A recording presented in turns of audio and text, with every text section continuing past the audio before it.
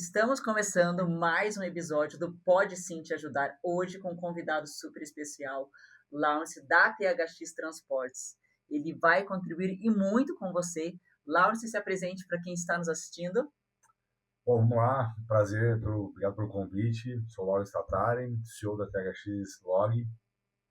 Empreendo há mais de 21 anos, com essa empresa há 15 anos já.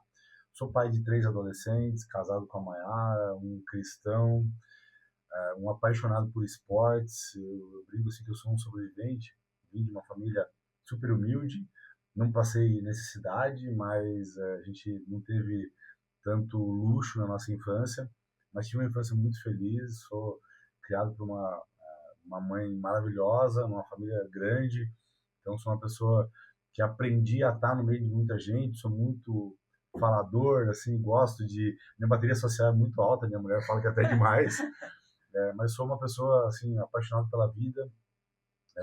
Aprendi que o valor das coisas estão naquelas coisas pequenas que às vezes passa despercebido nessa loucura que a gente vive no dia a dia. E sem dúvida não quero passar por essa vida sem deixar uma marca muito profunda. Então faço para além daquilo que é a minha obrigação, já que é de trabalhar para sustentar minha família, para dar condição para o meu time também conquistar os seus projetos. Vi bastante conteúdo na internet para contar um pouquinho para a galera qual que é os bastidores e a realidade por trás do palco da vida do empreendedor, que não é esse glamour todo que todo mundo pensa, E é isso que né? nós vamos comentar hoje. E quero, de alguma forma, poder ajudar vocês aqui, trazendo um pouquinho do que eu vivi, e para que vocês possam, uma dessa, desviar das pedras que eu tropecei. Exatamente. Então, fique ligado que hoje o assunto vai ser profundo, porque hoje é mais um episódio do Pode Sim Te Ajudar.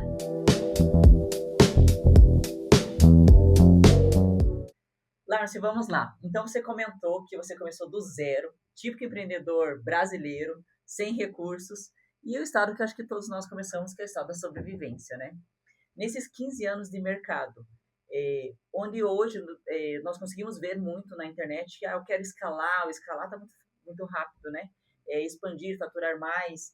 E a pergunta que eu te faço hoje é para quem está nos assistindo. O Lawrence que você se tornou para ser sustentável toda essa jornada de 15 anos, uma empresa hoje bem sustentável, quem é o Lawrence para acessar o próximo nível? Primeira aprendizado que eu tive nas várias vezes que a gente acabou escalonando, talvez rápido até demais, né? E crescer nem sempre é bom, às vezes deixa feridas, né? Porque o crescimento ele acaba bagunçando às vezes as coisas mais do que a gente gostaria. Você que está no financeiro e fiscal sabe muito bem disso. Eu entendi que todas as vezes que a gente sobe para um degrau maior, ainda mais que uma empresa vai ficando um pouquinho maior como está a nossa, vai gerando uma complexidade muito grande. Você precisa fazer um pouquinho daquilo que o Alvin Toffler deixou para a gente, que ele falou que o analfabeto do século XXI não é aquele que não sabe ler e escrever, é aquele que não sabe aprender, desaprender para reaprender. Então, se tem uma coisa que eu aprendi, é que na nossa vida, ainda mais hoje que as coisas estão mudando cada vez mais rápido, é que nada pode ser escrito em pedra. Eu não sou o dono da verdade, eu escuto absolutamente todo mundo que está junto comigo nessa jornada, para que a gente possa encontrar as melhores formas e agir de acordo com um jet ski, não com um transatlântico. De fato, mudar de direção rapidamente, ser humilde para entender que nem sempre a gente vai errar, aprender a lidar com as derrotas e torcer para que a gente não acabe fracassando, sucumbindo de vez. Eu diria que talvez o que eu mais ganhei nesses 15 anos de jornada na THX é maturidade para aprender que nem tudo está sob o meu controle, que eu só tenho que fazer o meu melhor, ter ciência que é o ponto de partida, mas saber lidar e reagir muito bem aos revés que eles vão acontecer. E dentro da jornada do empreendedorismo, geralmente quando se começa assim, você, às vezes até com um sócio, né, dois, igual você mencionou, conforme a empresa vai crescendo, vai ficando uma estrutura mais complexa.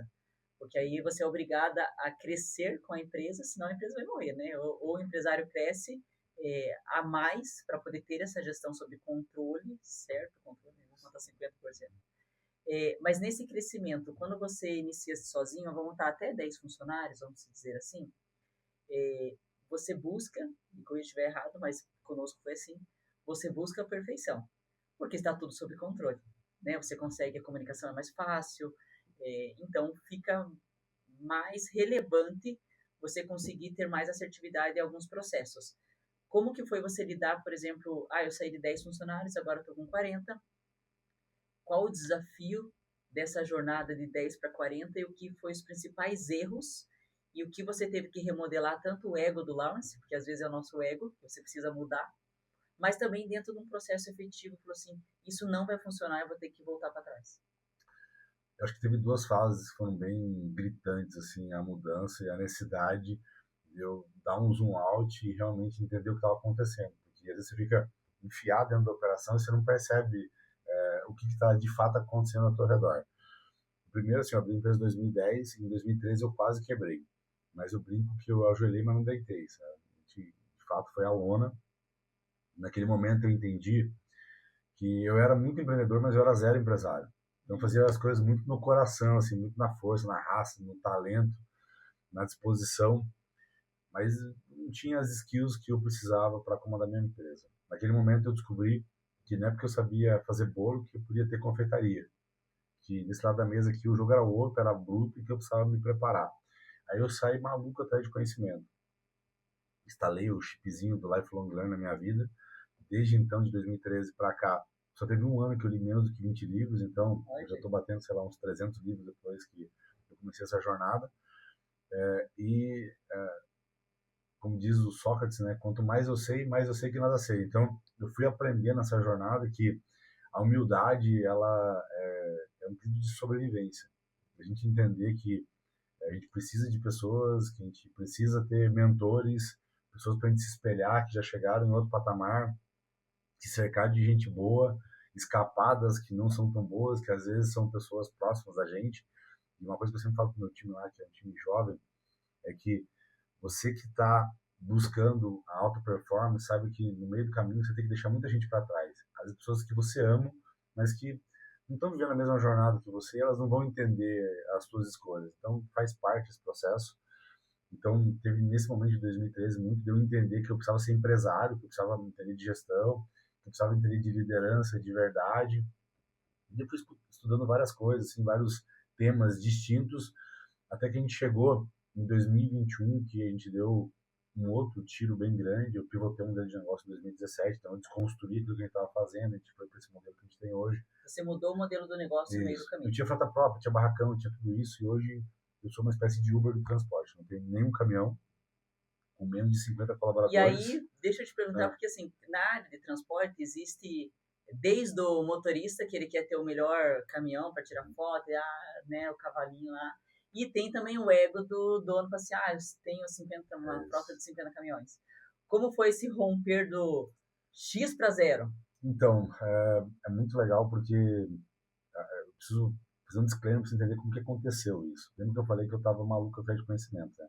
Eu fui em 2017 para uma imersão em São Paulo, 3 dias, quinta, sexta e sábado, última palestra, um facilitador, né, que estava fechando o evento, falou assim, pô, legal, vieram para cá, coletaram muita informação, agora vocês têm um baita desafio de aplicar tudo isso no negócio de vocês, né, que é um desafio mesmo, mas antes eu vou dar uma missão para vocês.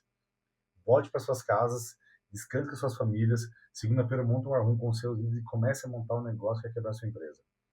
E eu voltei para Curitiba. Comece a montar um negócio aqui, repete, por favor. Comece a montar um negócio que vai quebrar a sua empresa. E eu voltei encucado de São Paulo. Falei, cara, o que vai disruptar o meu mercado? O que vai quebrar a minha empresa, né? E eu peguei e fiz um negócio super tecnológico. Isso em 17, vamos 17. Não tinha nem Isso. Eu peguei um flip chart, fiz um risco no meio, escrevi fortaleza e fraqueza e fiz uma SWOT manca. SWOT, uma meia SWOT. E daí eu fui escrevendo, passei uns 20 dias preenchendo aquilo. E eu decidi atacar 3 polos, que era atendimento sazonal, que era capilaridade, que era atender o Brasil inteiro com a mesma eficiência, e de fato colocar o cliente no centro da estratégia, ser customer center mesmo. Já era uma empresa de vendedor, então já tem uma pegada mais pró-cliente, né? Mais olhando o olhar comercial, não técnico. Meu financeiro muitas vezes queria me matar, porque eu era muito, sabe, tipo, vendedor, né? Pró-cliente e tal, fazia um monte de merda, depois a gente resolve essa bagunça. Mas colocar o cliente no centro da estratégia mesmo é diferente. Eu tô falando de técnica mesmo, sabe, de uma questão muito mais organizada. E dentro das suas fraquezas, você analisou concorrente da mesma área ou concorrentes de áreas diversas também? Então, o Para problema ser é que no nosso segmento não é assim um commodity, é levar carga do ponto A para o ponto B. Não Então, existe um o valor. modelo do negócio ele se confunde. Então, eu tenho que olhar para o mercado como um todo. Só que eu sabia que essa era uma dor. Só para você ter uma noção, pegando em números, o ano passado, 44% do meu faturamento foi entre o dia 24 e o dia 3 de todos os meses. Tem uma concentração muito forte no final do mês. Porque o comercial, sabe como que é o brasileiro, né? Chega para bater meta na última semana e fica aquela insanidade. Então, meu cliente não pode perder venda porque não tem caminhão. Então, esse é o meu primeiro objetivo. O segundo era a capilaridade. Eu tinha que carregar e entregar em qualquer lugar no Brasil com a mesma eficiência. O ano passado, a gente carregou 38 mil cargas em 9 estados, entregamos em 21 estados, com menos de 50 E caminhões, olha, bastante. sem ter um caminhãozinho, sabe? Tipo, de fato, a gente é muito eficiente. E o terceiro, que era ser Customer Center, essa visão nossa de olhar para o cliente, ela me mostrou que eu não precisava ter frota. Que eu tinha que parar de pensar em levar a carga do ponto A para o ponto B, e eu tinha que me preocupar com esse meio que ninguém estava olhando, que é fazer a gestão da jornada do transporte. Então eu olhei para o mercado, tinha um monte de veículo rodando vazio, sendo subutilizado, eu foquei toda a minha energia, minha grana, tinha 21 caminhões na época já, vendi tudo isso e coloquei dentro de fazer gente melhor, mais gabaritada, colocar tecnologia. Nem se falava em IA na época, né? Já existia, mas a gente não tinha Era acesso, muito né? pouco. Era mais empresas muito grandes, mas eu montei meu primeiro time de desenvolvimento em 2020. Então, uma transportadora, que é um mercado super tradicional. Já ter desenvolvedores naquela época era, assim, era um ponto fora da curva. E isso abriu um leque para nós assim, de oportunidades muito grande. Assim. A gente se tornou uma empresa muito sexy para trabalhar. Então, a galera muito boa, aquele cara que estava saindo da de engenharia, queria vir trabalhar com a gente. Legal. E eu acabei meio que trocando todo o time. Quando eu troquei o modelo de negócio, pivotei, tinha 38 colaboradores, só sobrou um. E não é porque os outros eram ruins, não. Eles eram bons, mas para aquele modelo de negócio. O modelo de negócio que eu tenho hoje, eu preciso de uma galera diferente, sabe? Então, para comandar uma empresa diferente, um time diferente, uma forma de atuar diferente, inclusive de comunicar para o mercado diferente, eu também precisei me tornar um cara diferente. Então, eu saí daquele cara que só trabalhava de terno e gravata, não sei o quê, né, que foi um personagem que foi importante eu construir, porque eu era muito jovem, precisava passar uma certa... autoridade mais velha. Isso. Agora nós queremos o contrário. Isso. Eu fiz o caminho inverso, porque eu tinha um monte de desenvolvedor, uma galera super jovem, uma empresa cheia de adesivo na parede, papapá, e eu, um cara tudo formal, sabe, não estava encaixando. Sim. Aí eu comecei a trabalhar de camiseta. Pô, eu só pra uma noção, eu só consegui trabalhar de tênis a primeira vez em 2022. Deu muito tempo para, sabe, mas eu já fui... Para desconstruir. Exato. Então, eu diria assim que não é uma mudança só de negócio, de estratégia ou de postura do Lawrence. Você entende que é todo um contexto que tem que mudar para se encaixar? Porque é um pouco isso, a tua mudança veio no meio da dor. Ou seja, a gente está pegando, eu preciso caos, urgente. No caos. Só para você ter uma base, a gente inverteu a bandeira do Brasil, sabe? Primeiro progresso, depois ordem. 22, 23 e 24, a gente cresceu 236%. Nossa. E foi muito difícil, sabe? Isso deixou cicatrizes muito profundas. Então eu passei 23, 24, assim, foram anos muito difíceis para mim, assim, porque eu não sabia jogar aquele jogo. Era um jogo, sabe, de gente grande já, que eu não estava acostumado.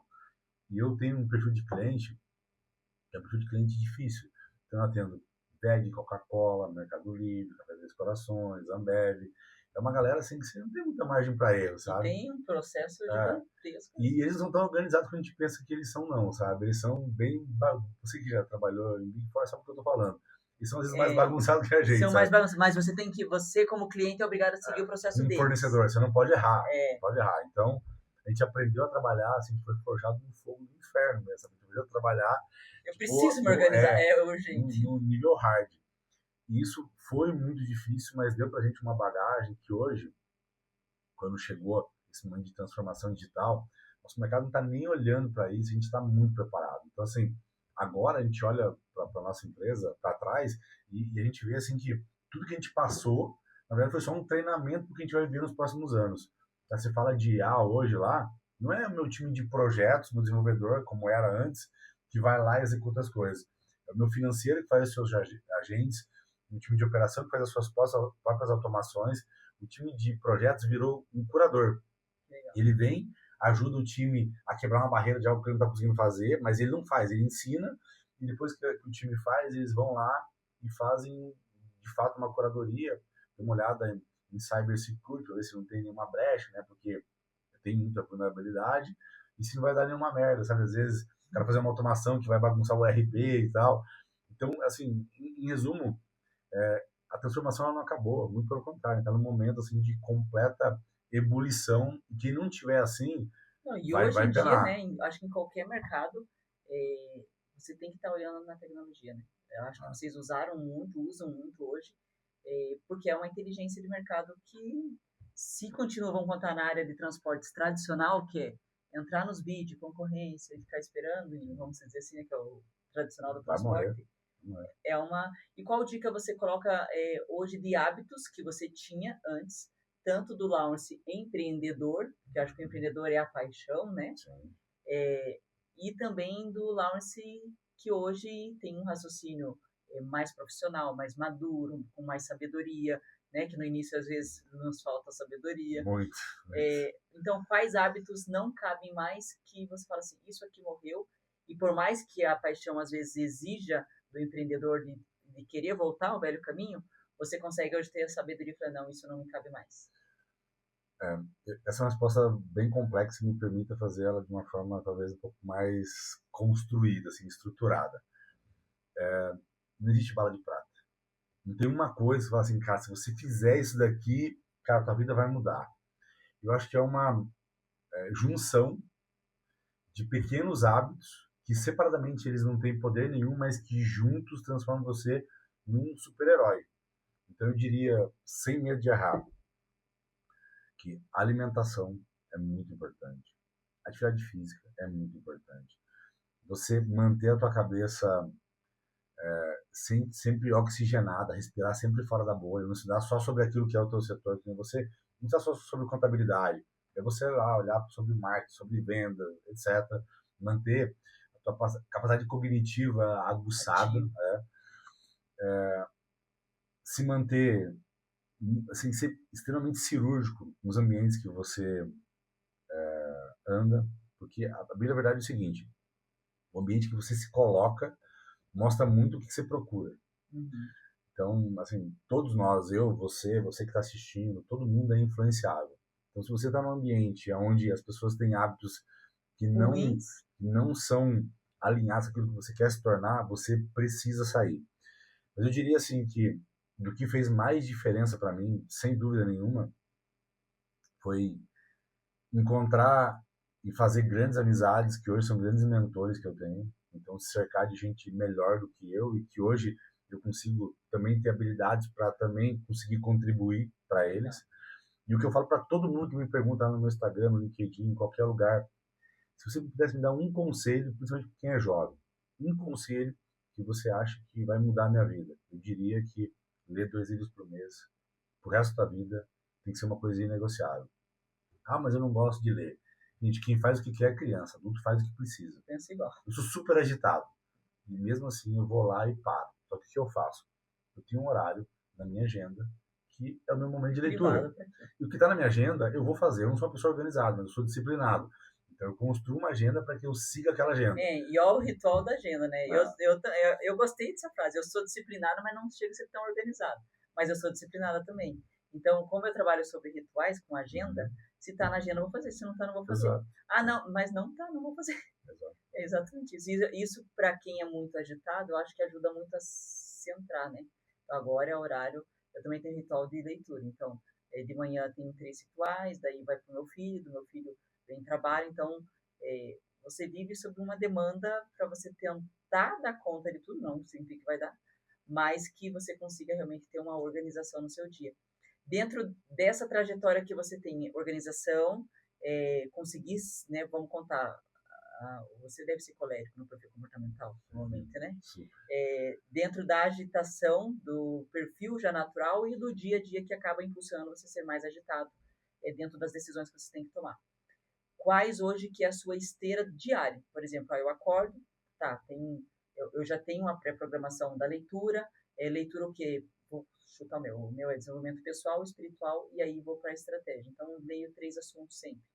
Qual que são os seus rituais diários? Bom, eu sou muito matutino, assim, eu acordo muito cedo. Então, Você não dorme? eu tento, Um eu pouco. tento. Dos hábitos angulares, o meu esse é o pior, com certeza. Mas hoje está muito melhor.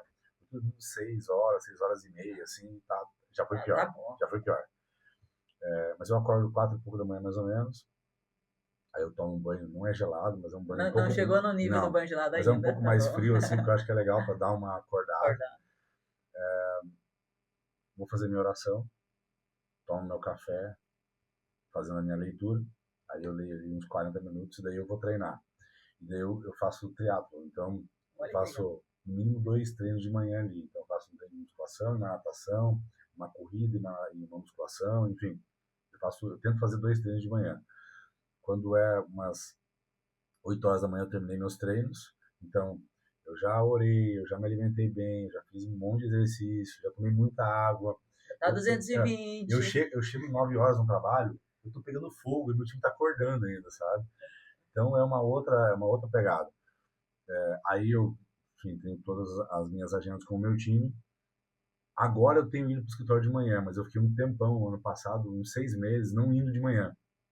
Então de manhã eu montei um escritório em casa.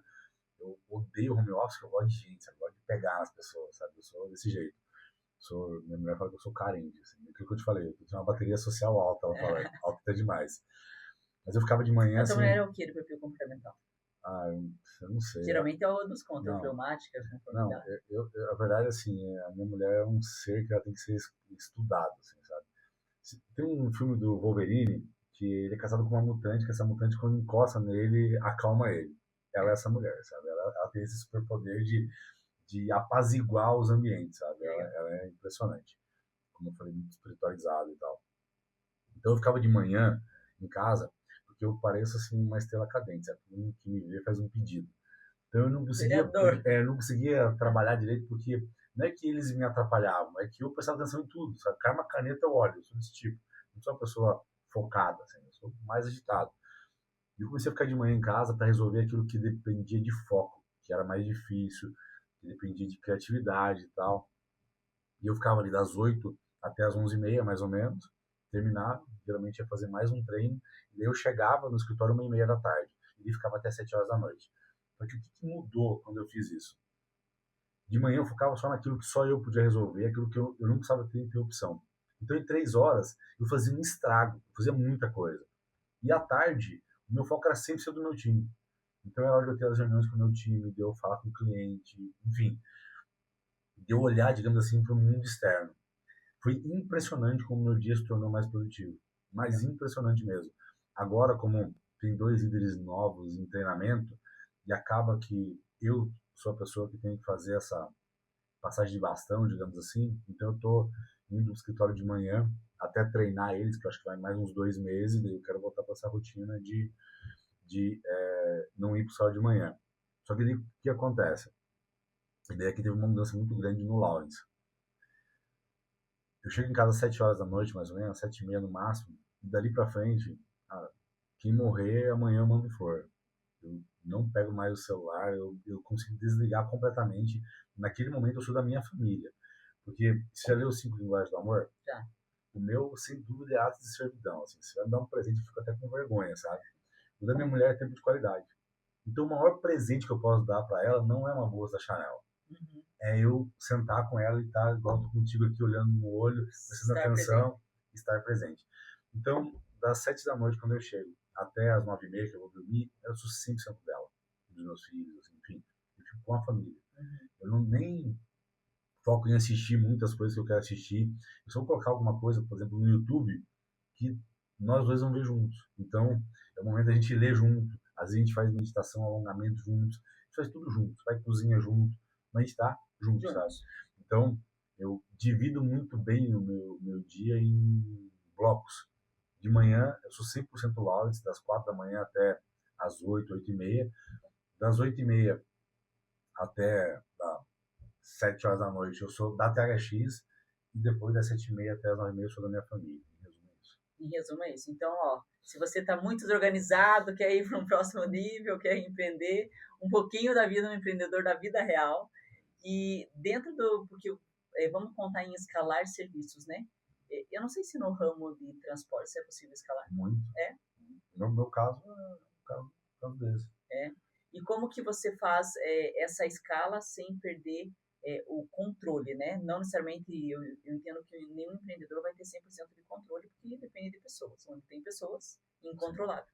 Mas dentro do que é possível, a escala no serviço com a qualidade da entrega, com os cheques que você faz. Tá, vamos lá. Primeiro, a mudança que está acontecendo agora, assim, é sem dúvida a maior mudança que a humanidade vai vivenciar nos próximos anos. Nada a ver com motor a vapor, que foi incrível, com eletricidade, depois com internet. Cara, IA é muito diferente. Só quem está vivendo esse negócio de verdade, e eu acho que eu, por exemplo, estou ainda muito na superfície, é assustador. Então, assim, se você tem um trabalho que seja na frente de um computador, você já foi impactado e só não sabe ainda. E é um impacto, tipo, gigantesco. Hoje, eu não preciso mais de assistente. Não tem mais espaço para estagiário. Aquilo que você viveu de entrar na Big Four, ser estagiário, né? Eu não sei como a gente vai fazer, porque a gente não precisa mais dessa galera. Esse aí já é a IA. A IA tá fazendo tudo. Então, a IA não é assim... A galera usa LLM, né, o ChatGPT da vida, os cloud da vida, como se fosse um Google. Não é isso, gente. A IA hoje, ela assume o comando do computador e ela executa as atividades melhor do que a gente. Mais rápido, não fica doente, não briga com o marido, cara, não tem TPM, não tem nada. Não tem gestão emocional. Então, assim, os negócios já foram impactados. Então, a gente precisa entender que se os negócios forem impactados, se a forma de executar vai ser diferente, a gente precisa mudar como líder. Então, o que para mim está muito claro? Que eu tenho certeza que, e eu nem estou olhando para agora, mas olha, ontem mesmo eu fiz uma reunião bem importante na nossa empresa e eu falei que os anos para nós que são mais importantes vão ser 2028, 29 e 30. O ano que vem vai ser uma bagunça, ainda vai estar consolidando esse negócio de IA, vai ter uma mudança muito grande, o nosso setor vai ser muito impactado com a reforma tributária. Então, o mercado, até ele se equalizar, ele entender o que está acontecendo, onde que ele levou o soco, ele vai ficar, sabe, cambalhando um pouco. Então, a gente tem que viver um 2026 e 2027 de muito mais estruturação para vir em 2028, quando a galera que apanhou em 2027, porque vão apanhar muito, Sim. começar a se mexer, cara, a gente vai estar voando. Exato. E a gente vai ter 3 anos muito grandes de crescimento e espero daí em 2030 chegar num M&A. Então, a gente está muito claro para onde que a gente está indo. Então, hoje, para nós, uma estratégia é uma estratégia de growth. Só que qual que tem que ser a visão de quem quer crescer? Primeiro, você precisa construir uma base. IA só funciona se você tiver processo, se você tiver dados confiáveis, se você estiver organizado. Tecnologia só potencializa aquilo que você já é. Se você é uma empresa desorganizada, se os dados estão... Cara, ela só vai acelerar o teu erro. Simples assim. Vai te ajudar a errar. Então, eu diria que a estratégia de escalar um negócio é olhar para a cozinha, para o feijão com arroz, cara, para entregar o básico primeiro, e daí ir aos poucos inserindo camadas de tecnologia até que você possa chegar no momento como a gente está vivendo. De, por exemplo, né, eu acabei de citar, o meu time financeiro, cara, não sei quanto tempo faz que ele não sabe o que é conciliação bancária. Não precisa fazer isso mais. Meu time de operação, antes, uma pessoa do meu time de monitoramento cuidava de 20 caminhões na rua. Hoje eu tenho uma pessoa por turno, ela cuida de mais de 100 caminhões ao mesmo tempo. Por quê? Porque a IA faz boa parte do trabalho dela. Então, a gente já entendeu para onde a gente tem que estar olhando. Colocando energia ali. E mais do que isso, não é eu e os meus líderes tocando o negócio. É a gente empoderando a ponta para ser o fiel mesmo, o motor dessa transformação. Eu acho que no fim do dia é isso. E hoje, assim, dentro de tanta tecnologia, as pessoas, liderança, né? Quando que chega ao ponto que você fala, não, agora não é mais estratégia, não é mais caminhos, né? Mas realmente são parte, porque a liderança ela é reflexo também dentro da cultura do dono, né? Então, qual é a cultura que você implantou, os seus funcionários implantaram? Existem duas, né? E dentro dessa cultura, o que é a identidade do Lounge, o que é a identidade da THX e o que é inegociável? Agora a gente começa o podcast, então. Esse é o tema que eu mais gosto de Basicamente falar. Esse é o isso. que eu mais gosto de falar. Eu, desde 2021, eu dou uma palestra, ela mudou várias vezes, obviamente, porque eu vou trazendo, né, novos elementos, mas o tema é sempre o mesmo, que cultura gera ROI. Ela gera ROI não é só para o dono da empresa, não, ele gera para todos os stakeholders, para o funcionário, para os clientes, para os fornecedores, para todo mundo. Em 2021, eu entendi isso em 2019, que eu precisava desconstruir a cultura que eu tinha, em 9 anos de empresa, para uma empresa nova. Eu passei a pandemia inteira desenhando como que seria a nossa cultura. Em 2021 comecei a implementar ela de forma escalonada. Demorei 2 anos para colocar tudo que eu tinha planejado. Em um adendo só, por exemplo, para quem está nos assistindo, é empreendedor, sabe que cultura às vezes é uma palavra intangível e não consegue tangibilizar isso. Então, como que, primeiramente, nós, por exemplo, aqui nós implantamos uma nova cultura no cliente, porque a maior dificuldade dos clientes é, eu não sei qual é a cultura e não sabe nem por onde começar. Então, por onde que você começou a tangibilizar, ou seja, eu comecei por isso, depois eu fiz esse passo, que me gerou esse resultado para eu conseguir, né, por exemplo, o Boticário demorou 10 anos para uma mudança de cultura, para que realmente conseguisse tangibilizar, para assim, agora estão vivendo o que eu desenhei há X anos atrás. Então, se conseguir tangibilizar, eu acho que é muito bacana essa troca para quem está nos ouvindo e fala, beleza, mas por onde eu começo? Primeiro a gente tem que quebrar aquele sentimento, aquele conceito de que, até um preconceito, né? De que cultura é abraçar a árvore. Não, não é isso, gente. Cultura é E não é a plaquinha da parede sim, só, né? entre o que a empresa diz e o que as pessoas fazem, nesse vácuo Caminho. aqui, impera a cultura. É isso. Então, assim, cultura ela vai existir de qualquer jeito. Quem é o dono do negócio tem que decidir se é ele que vai determinar para você a cultura, ou você vai deixar os funcionários, os clientes, fornecedores criar essa cultura. É simples assim. Eu decidi tomar as rédeas disso.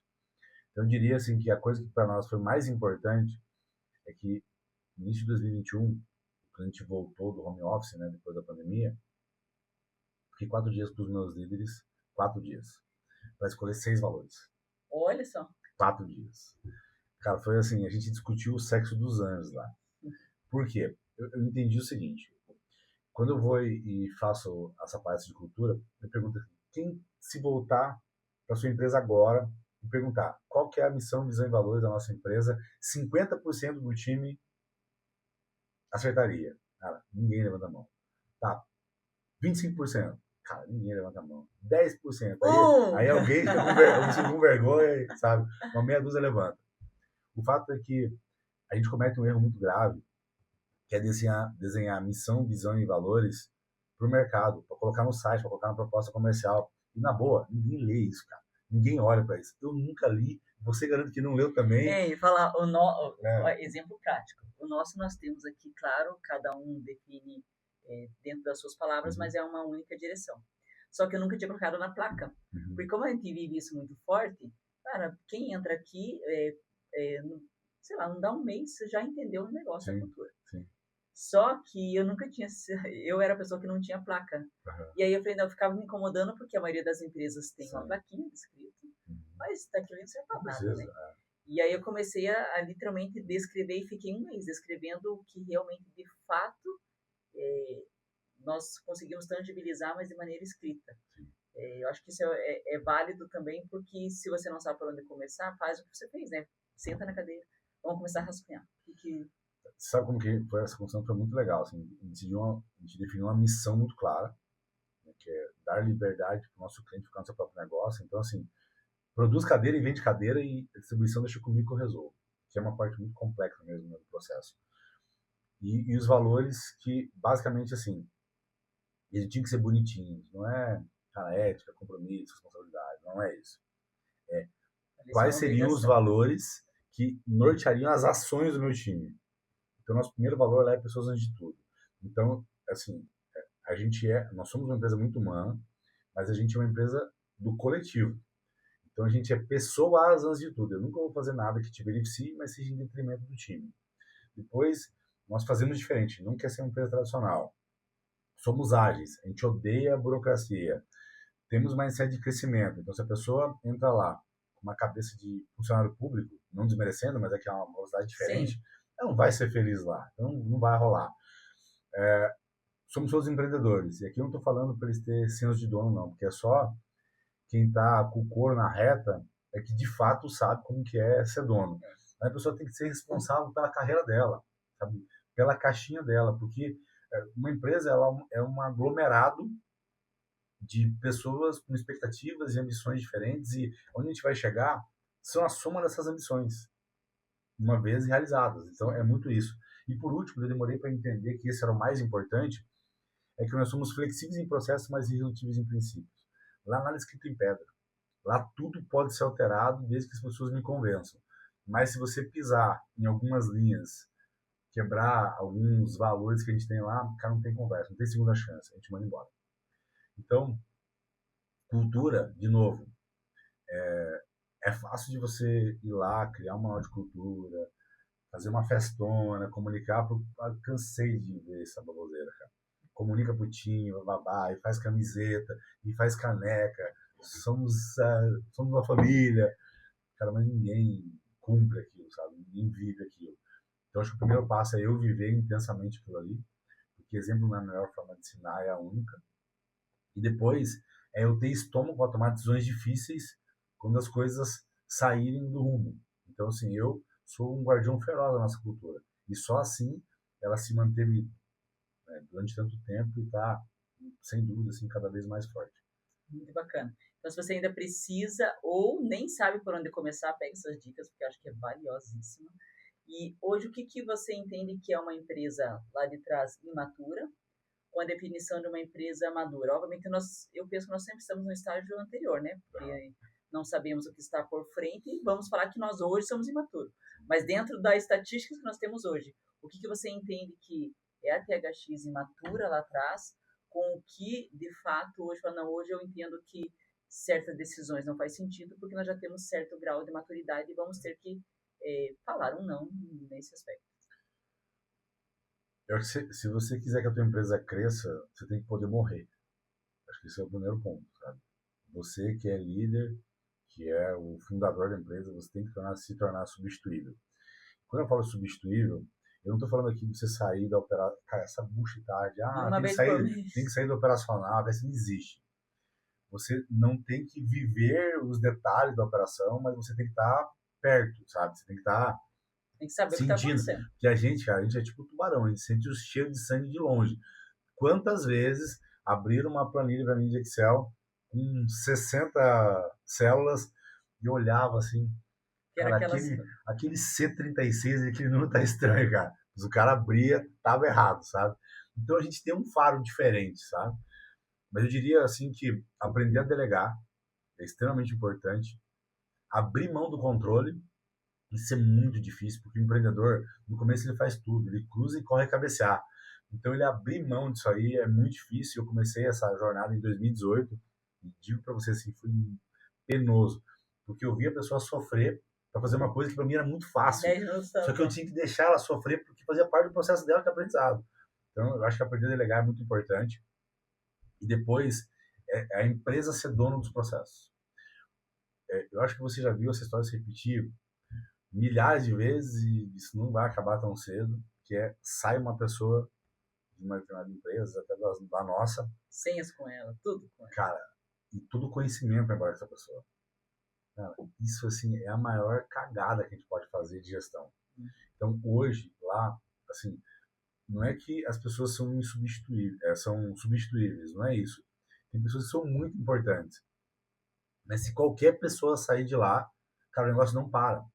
Porque a gente, primeiro, eu sempre falo assim, ó, não se acostume com o coleguinha que você está sentado do lado, porque amanhã depois você pode estar na outra cadeira. A gente faz muito job rotation.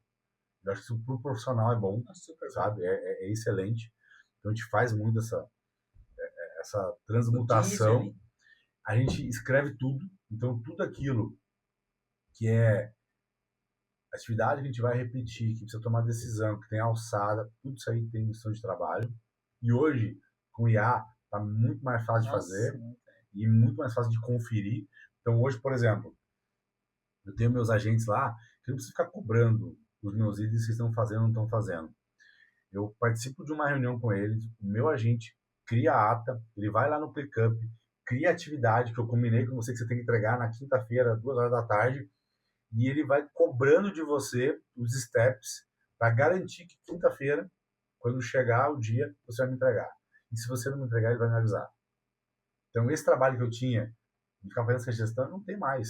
não tem mais, até porque você pode criar hoje um manual de instrução via Isso, vídeo. isso, Nossa, existem N maneiras. isso.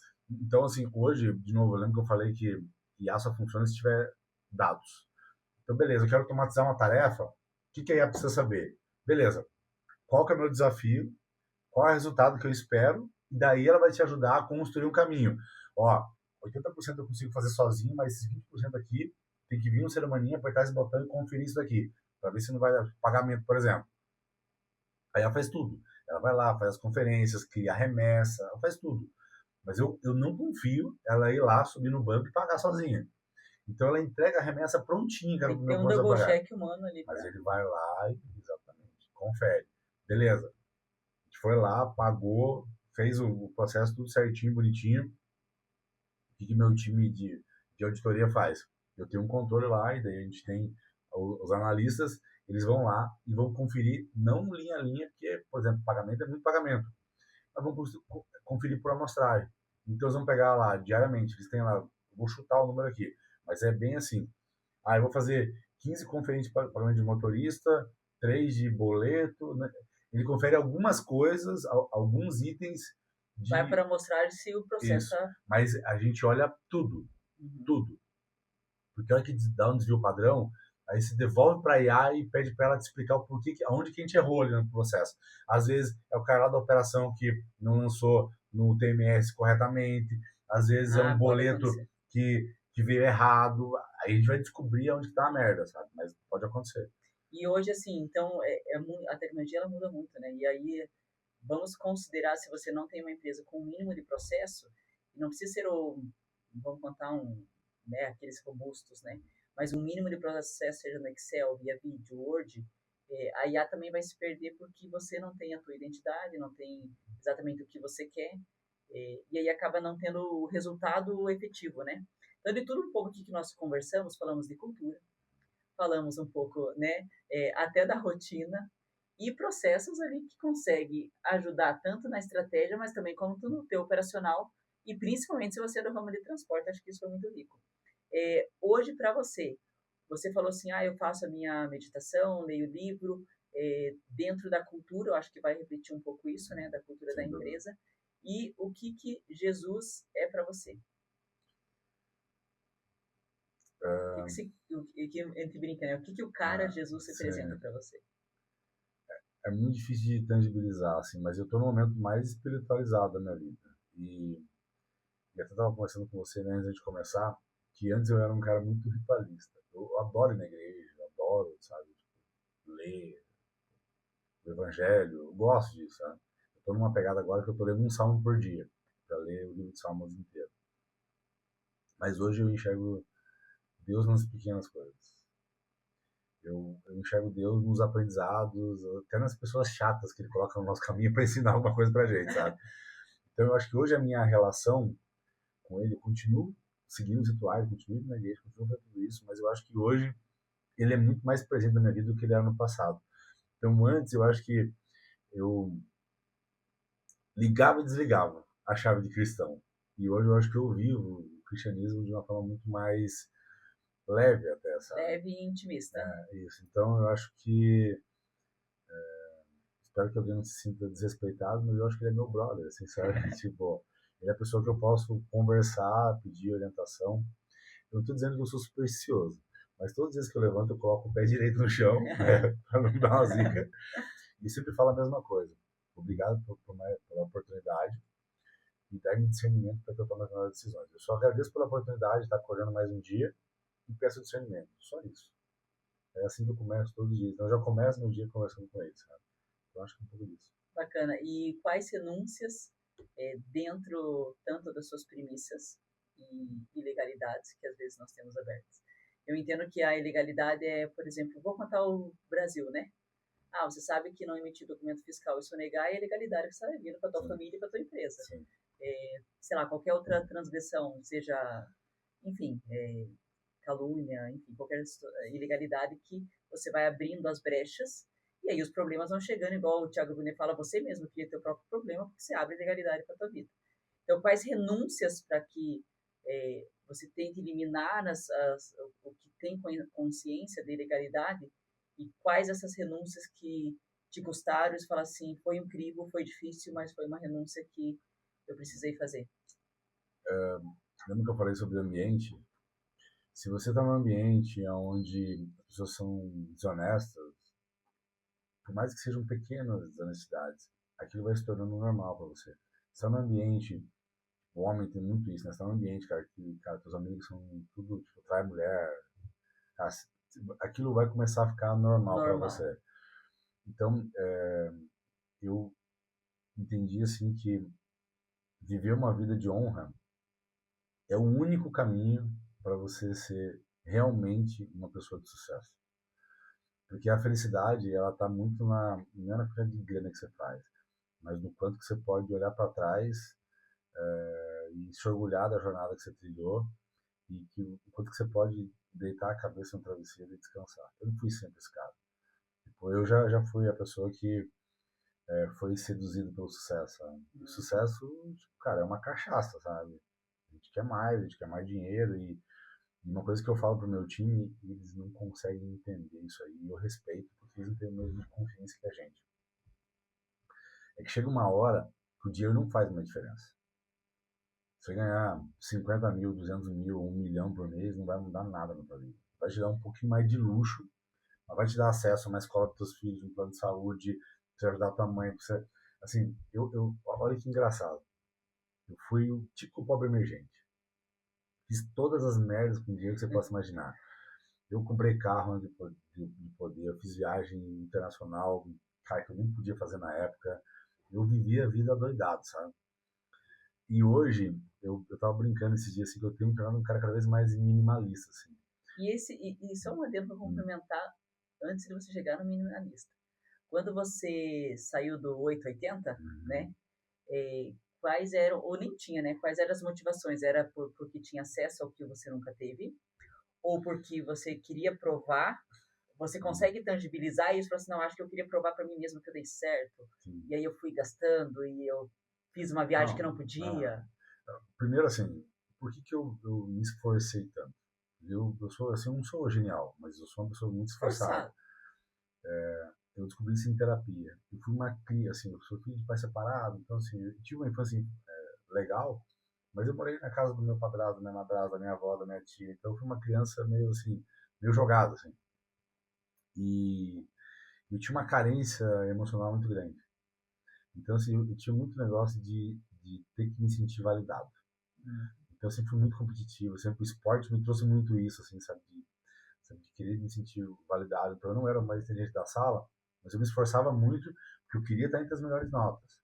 Então, no trabalho, eu sempre quis estar entre os melhores colaboradores.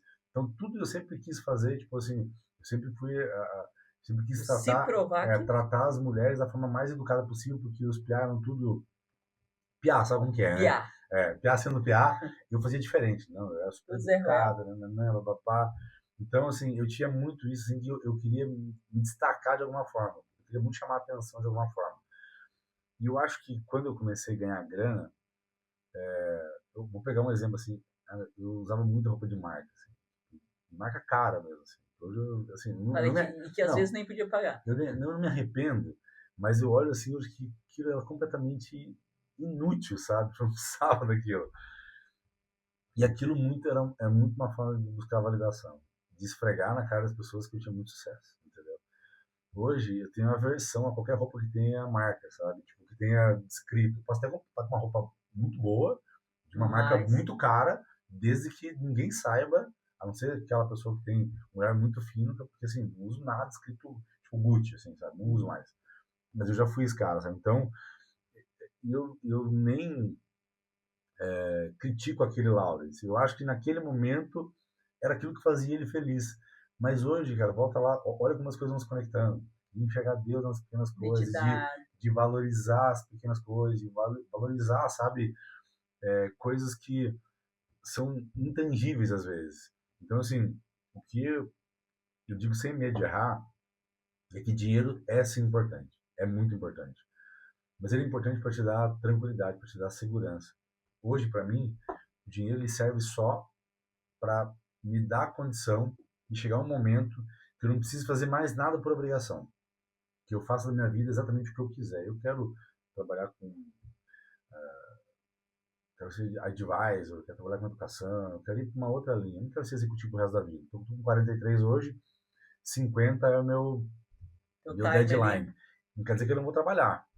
Eu vou trabalhar pra caramba, mas eu vou trabalhar em outras Em coisas, outras sabe? áreas. Então, tudo que eu faço hoje em termos de grana é olhando para quando eu vou ter a liberdade de poder realizar os projetos, sei lá, ter uma associação para ajudar jovens carentes a empreender, sabe?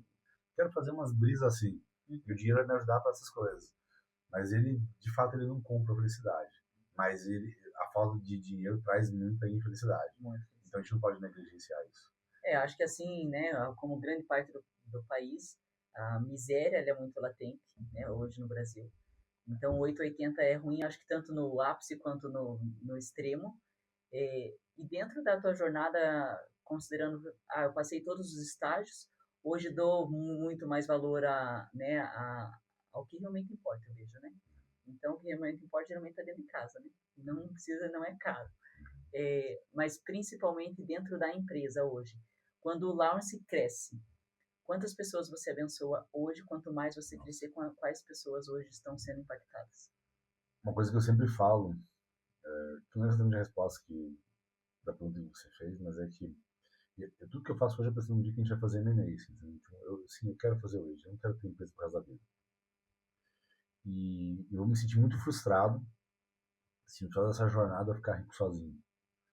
Eu acho que tem gente muito boa lá comigo, que é muito importante, que deu a vida e que essa galera tem que sair coroada também, sabe? Ser honrados. Só que isso eu tô falando do ápice, assim, porque, gente, vender uma empresa não é ruim, muito pelo contrário.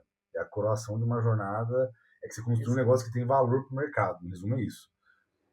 Só que eu acho que a gente já fez muita coisa. O ano passado, o meu time com menos de 50 colaboradores deu 133 mil páginas. Fez 7.600 horas de curso, 100% pago pela empresa.